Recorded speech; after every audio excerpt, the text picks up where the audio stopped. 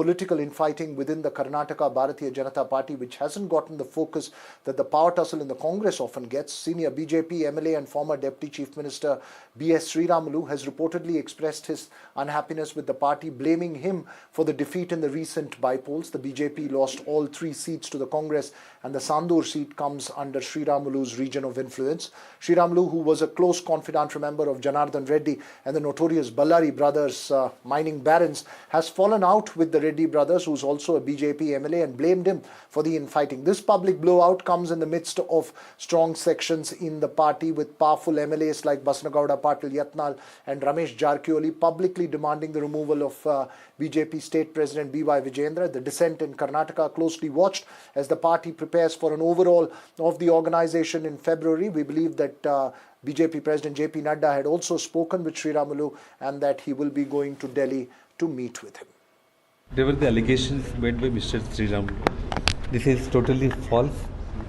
There is no truth in the allegations and all. Only I can speak this much. Every issues, like, I'll be leaving to the party leaders. So I don't want to speak about this. And all allegations made by Mr. Sriramulu is totally false and there is no truth. Under what circumstances he has made all these kind of allegations. That is only up to him. And I leave it to God and I will leave it to the leaders. नहीं sir, कभी नहीं करेंगे sir, कभी वो तो माँ है ना सर, कभी गुस्सा तो कभी नहीं करेंगे सर। हाँ सर, मैं भी दिल्ली आ जाता हूँ सर, आज को आपसे मिलता हूँ sir.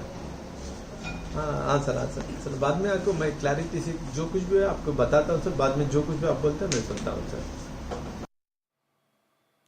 Well, so what's the power play within the Bharatiya Janata Party? How is it going to play out? Remember, this is not the first time that this has come into the forefront. The BJP, like the Congress, has several different factions in Karnataka. Joining me this evening, Ramakrishna Upadhyay, senior journalist who's tracked Karnataka politics for many years.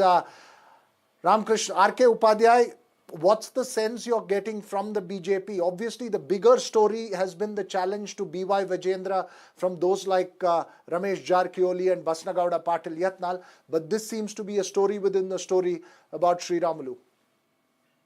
We're, in Karnataka these days, all 3 parties, BJP, Congress and JDS, you have, multiple stories coming out. And I think it must be a nightmare for news editors and newspaper officers to headline which story should go as a major headline. Because infighting is going on everywhere. I mean, you can understand in the Congress because it's being a ruling party and the chief minister, post is at stake, the incumbent and his challenger are fighting. What is there in the BJP to fight for? I mean, it's ridiculous the way the party is going. So, this central observer, Radha Mohan Das Agarwal, came and he tried to douse the fire, and I think he lit the fire even more. So, at this party meeting where, Sriramulu was accused of not working working for the BJP candidate in the recent by-election, you see, it is unfair to, just single him out because the party suffered a loud rout in all the 3 seats. And Sriramulu is now, in fact, is little down and out because he lost the Lok Sabha election and also the assembly election that followed. But he is an important leader of the party, representing the Valmiki community. And he was reduced to tears and, he almost threatened to walk out of the party.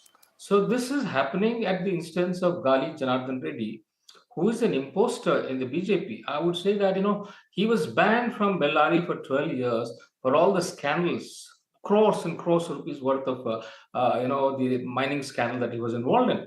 And the party gets him back, and this is what he does for the BJP. So I don't know where the BJP in Karnataka is going, and Radha Mohan Das is perhaps the weakest, maybe central observer who has been sent, by the BJP. They should send somebody who's capable of handling these things. Otherwise, the whole party is going to dogs. I mean, today the story comes from, Davos, where Revanth Reddy of Telangana has signed an agreement with AWS for 60,000 crores worth of investment. And where is Bangalore? Before we get to that, Ramakrishna Upadhyay, apologies for interrupting you there. I want to bring your attention and ask you a very specific question. One, the Sriramulu Reddy brothers equation, that seems to have tossed itself around, A. And B, the party's organizational makeover in February, Karnataka would be a key area of focus because it's the old fault lines of the Yediyurappa loyalists and the Yediyurappa section of the party versus what's once referred to as the high command section of the party or the ideological base of that party that's playing out again as well. Yes, see, Sriramulu and Janardhan Reddy, they were all, thick as thieves earlier, and they have fallen out over the last few years. And it is reflecting in the party, whole party, where you have ethnol faction which is fighting against Vijayendra and Yediyurappa, and day in and day out they're issuing statements against the father and the son, but the party is not able to do anything about it. I mean, this is a disgrace for a party which calls itself a party of discipline. There's total indiscipline within the party, and I don't know how Vijayendra can be blamed for the election being lost, because he has just come in as a party president, and this is one of the younger members of the high command wanted to put him there. They should support him. Otherwise, you replace him. But this situation where people can take snipes at him and get away with it is really damaging the BJP in Karnataka. Well, the knives are out in all sides, as you pointed out. In the, anyone in power in Karnataka will have the knives out for them, perhaps more than in other states, given the nature of the political factions within the several political parties here. But thanks very much, R.K. Upadhyay, for that perspective.